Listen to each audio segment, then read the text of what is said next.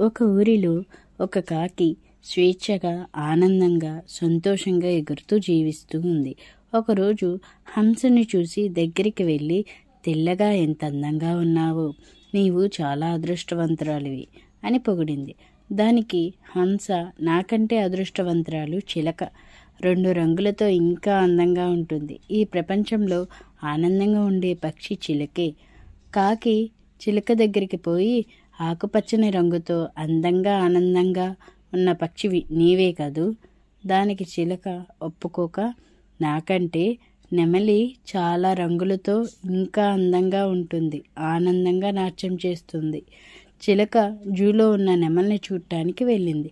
దానిని చూస్తూ పిల్లలు పెద్దలు కేరింతలు కొడుతున్నారు. నెమలి, నీవెంత అందంగా ఉన్నావో, నిన్ను చూడటానికి వేలాది మంది వస్తున్నారు, అదృష్టవంతురాలివి అంటూ పొగిడింది. దానికి నెమలి, నేను కూడా అందంగా ఉన్నానని చాలా మురిసిపోయాను.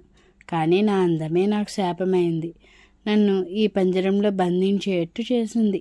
నిజానికి కాకివి, నీవే అదృష్టవంతురాలివి, హాయిగా స్వేచ్ఛగా ఎక్కడికి కావాలంటే అక్కడికి తిరగలవు అని చెప్పింది. సరిగ్గా అలాగే మనుషులు కూడా ఇతరులతో పోల్చుకొని చూసుకుంటూ మన ప్రతిభ, శక్తి, సామర్థ్యాలు, తెలివితేటలు గుర్తించడం మానేసి అనవసరపు పోలికలతో మనల్ని మనమే కించపరుచుకుంటాం.